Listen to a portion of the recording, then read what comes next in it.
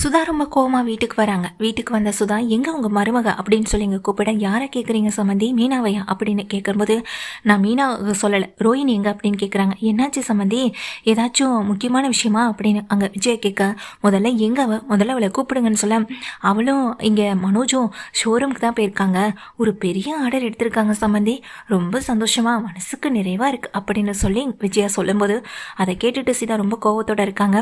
என்னாச்சு வாங்க அப்படின்னு அண்ணாமலை சொல்ல, உள்ள வர எங்க சுதா, ஒரு முக்கியமான விஷயமா பேசிட்டு போகலான்னு தான் வந்தேன். ஆமா, ஸ்ருதியும் மாப்பிள்ளையும் வீட்டில் தானே இருக்காங்கன்னு சொல்ல, ஸ்ருதி எங்க அம்மா குரல் கேட்டதுமே வெளியே ஓடி வராங்க. அதே போல முத்து மீனா 2 பேருமே வராங்க. ஸ்ருதியை பார்த்ததுமே, எங்கே ஸ்ருதி, இந்த வீட்டில் நீ நிம்மதியாக தான் இருக்கியா அப்படின்னு கேட்க, என்னாச்சு மம்மி, எதுக்கு அப்படி கேட்குறீங்கன்னு சொல்லி பக்கத்தில் வராங்க ஸ்ருதியும். உடனே சுதா கேட்குறாங்க, இந்த வீட்டில் நீ சந்தோஷமாக தான் இருக்கியா, உன்னை இந்த வீட்டில் எல்லாரும் சந்தோஷமாக பார்த்துக்கிறாங்களா, முக்கியமாக மாப்பிள்ளை உன்னை எப்படி பார்த்துக்கிறாரு அப்படின்னு சொல்ல, என்னாச்சாண்டி எதுக்கு இவ்வளோ கோவமாக பேசுகிறீங்கன்னு ரவியும் கேட்குறாங்க.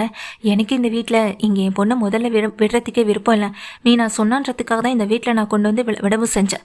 ஆனால் இவன் இப்போ வரைக்கும் இந்த வீட்டில் இருக்கவங்களுக்காக யோசிக்கிறான், மீனாவுக்காக யோசிக்கிறான். ஆனால் அவள் அவளுக்காக யோசிக்கிறாளான்னு கேட்டால் நிச்சயமாக இல்லை.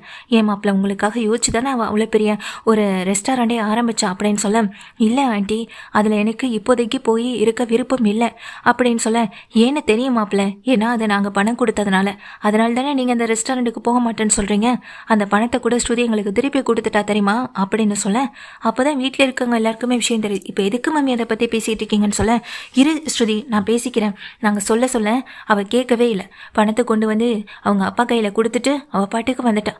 நான் என் புருஷனுக்கு நான் என் கையால் என்னுடைய சொந்த பணத்தில் ஆரம்பித்ததாகவே இருக்கட்டும் நினச்சிட்டு அவகிட்ட இந்த பணத்தை எல்லாம் கொடுத்துட்டா அப்படின்னு சொல்ல, ஸ்ருதி அதிர்ச்சியோட ஆச்சரியத்தோட பார்க்குறாங்க. இப்படிப்பட்ட ஒரு ஒய்ஃப் கிடைக்க நீங்கள் தானே கொடுத்து வச்சிருக்கணும் மாப்பிள்ள, அப்படிப்பட்ட ஒய்ஃப்காக நீங்கள் அந்த ரெஸ்டாரண்ட்டுக்கு வராமல் ஏதோ அந்த நீத்தோடைய ரெஸ்டாரண்ட்லேயே வேலை பார்த்துட்டு இருக்கீங்க அப்படின்னு சொல்ல, இதுதான் உங்களுக்கு இப்போ கோவமானு சொல்லி கேட்குறாங்க எங்கள் விஜயாவும்.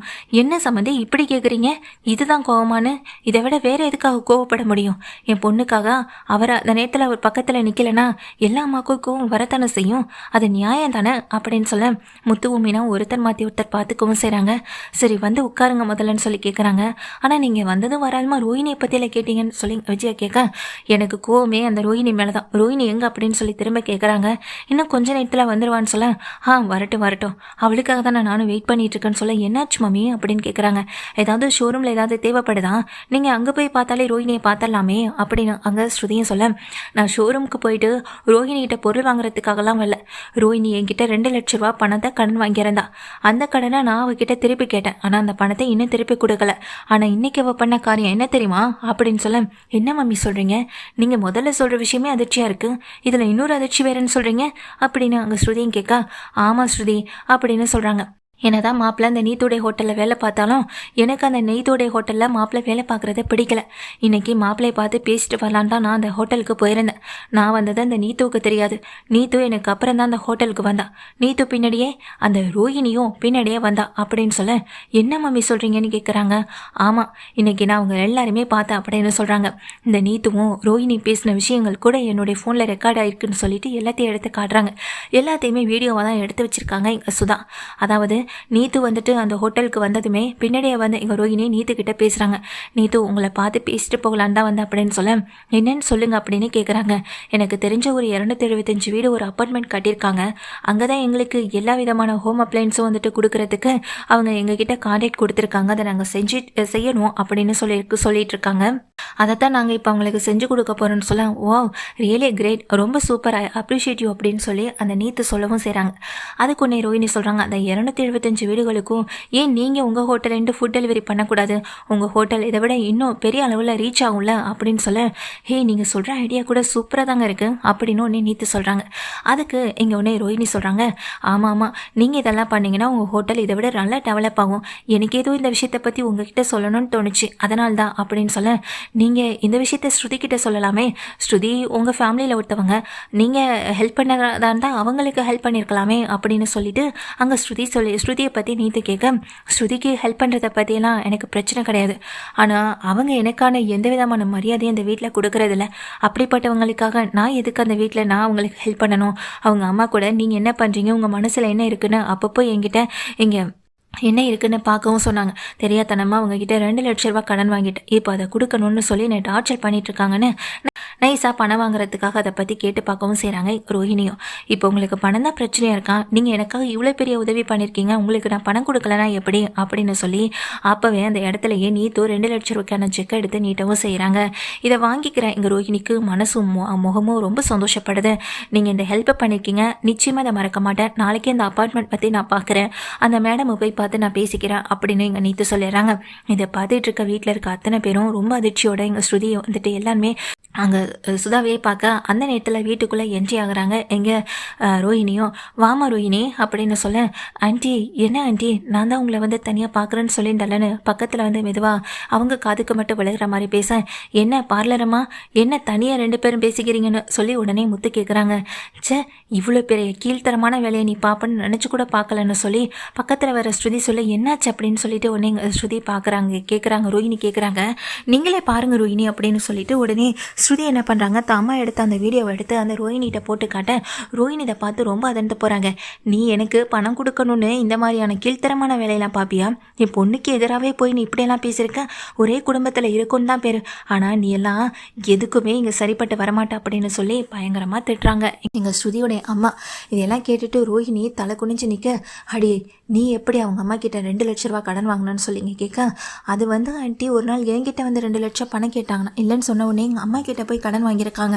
சரிதானே ரோஹிணி, அன்னைக்கு கூட இங்கே நகை விஷயமா நீங்கள் பணம் கொடுக்கணும்னு சொல்லி கேட்டிருந்தீங்களே, நீங்கள் அநியாயமாக பணம் கேட்டீங்க, அவங்க இப்போ அநியாயமாக சிக்கிக்கிட்டாங்க அப்படின்னு ஸ்ருதியும் சொல்ல, இதை பார்த்துட்டு அண்ணாமலை முறைச்சிட்டே நிற்கிறாங்க. நீங்கள் சொல்லுங்கள் சம்மந்தி, இதுக்கு என்னதான் தீர்வு? என் பொண்ணு இந்த வீட்டில் இருக்கணுமா, இவங்களையெல்லாம் நம்பி என் பொண்ணை இந்த வீட்டில் நான் விட்டுட்டு போகணுமா அப்படின்னு சொல்ல, ஆண்டி நீங்கள் எதுக்கும் ஃபீல் பண்ணாதீங்க, நான் இங்கே ஸ்ருதியோடைய ஹோட்டலுக்கு வரலன்றதானே உங்களுடைய மிகப்பெரிய கவலை. இனி நான் ஸ்ருதியோடைய ஹோட்டலில் ஸ்ருதிக்கு பக்கபலமாக அவ கூடயே இருக்கேன் அப்படின்னு அங்கே ரவியை சொல்ல, இதை கேட்ட இங்கே ஸ்ருதியோடைய அம்மாவுக்கு பயங்கர ஷாக்காக இருக்குது.